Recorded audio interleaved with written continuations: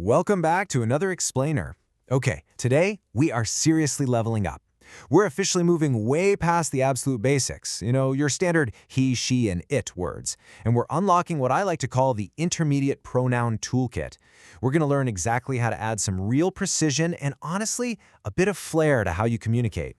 So here's our roadmap for today. 1. Beyond basic personal pronouns. 2. Reflexive and intensive pronouns. 3. Pointing with demonstrative pronouns. And 4. Navigating indefinite pronouns. Number 1. Beyond basic personal pronouns. Let's jump right into number 2. Reflexive and intensive pronouns. Now this is a truly fascinating grammar puzzle. We're dealing with the exact same set of words, but they're performing completely different jobs. These are our self and selves words, right? Myself, yourself, himself, herself, itself, ourselves, yourselves, themselves. This specific vocabulary serves as the absolute foundation for both reflexive and intensive pronouns. The secret isn't in the word itself, but the job it's actually doing in the sentence.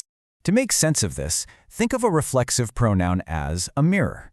It's absolutely necessary for the sentence to reflect back and actually make sense. An intensive pronoun, on the other hand, well, that's really just a highlighter. It adds emphasis to a point, sure, but if you remove it entirely, the sentence still makes perfect sense. Let's look at that mirror in action. She cut herself while cooking. In this reflexive example, the subject who did the cutting, she, and the object who got cut, herself, are literally the exact same person. If you drop the word herself, you're left asking, wait, who did she cut? The carrots? The chef? The mirror is absolutely essential for the meaning. We see a really similar thing here with this plural example. They are preparing themselves for the exam. Here, themselves reflects the action of preparing directly back to the subject, they. It's an essential piece of the puzzle. You can't just drop it without fundamentally changing the whole dynamic of the sentence. Okay, now let's test out the highlighter function. I myself baked this cake. Let's do a quick verbal drop test here. If we completely remove the intensive pronoun myself, we get I baked this cake. Boom! The sentence still perfectly conveys exactly who baked it. The word myself is literally just there for dramatic emphasis, perhaps to brag a little bit. Oh, here's another great one. The president himself attended the meeting. Can you feel the gravity on that word? The intensive pronoun acts purely as a highlighter for importance. It wasn't just some representative, it was the president himself. But again, take it out and the president attended the meeting remains a complete grammatically perfect thought. Moving right along to section 3, pointing with demonstrative pronouns. So, if reflexives are mirrors and intensives are highlighters, demonstrative pronouns, well, there are verbal laser pointers. We have a super simple grid here, singular versus plural on one side and near versus far on the other.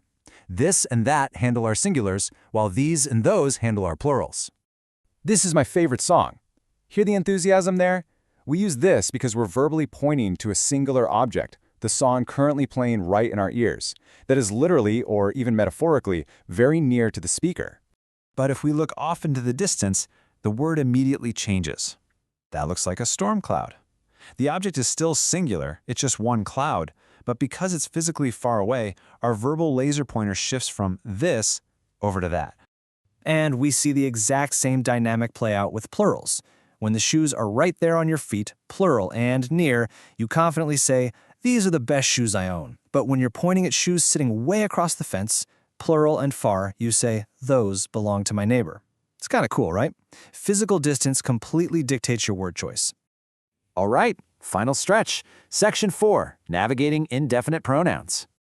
We're shifting gears now from highly specific laser pointers to dealing entirely with the unknown. Indefinite pronouns refer to people, things, or amounts that are simply not stated specifically. It's totally crucial to understand this broad concept before we dive into the tricky verb agreements that so often trap intermediate speakers. Take a look at the selection of singular indefinite pronouns. Anyone, everybody, everything, someone, nobody, nothing, each, either, neither. Now, here's the absolute secret to mastering these. Despite how some of them might sound to your ear, like everybody, which feels like a giant crowd of people, right? They grammatically demand a singular verb every single time. Let's see how this actually plays out in a sentence. The correct phrasing is, everyone is going to the party. The incorrect phrasing is, everyone are going to the party. I know. Your brain might desperately want to use are because everyone implies multiple people, but grammatically, everyone acts as a single, unified group. Something smells delicious. See how that works? We don't know exactly what's cooking in the oven. It's completely indefinite. But we absolutely know the grammatical rule. The indefinite pronoun something correctly pairs with the singular verb smells, complete with that s on the end. Thankfully, our list of plural indefinite pronouns is much, much shorter. Both, few, many, several. Whenever you use these specific pronouns, you must always pair them with a plural verb, no exceptions. And this brilliantly illustrates that rule in action. Many are called, but few are chosen. We see the plural indefinite many paired perfectly with the plural verb are, and few also paired with are. It's just a classic, really elegant example. Which brings us to the very end of our explainer today, and I want to leave you with a quick challenge. Which of these advanced pronouns are you going to use to upgrade your English today? Are you going to test out a reflexive mirror, an intensive highlighter, or maybe a demonstrative laser pointer?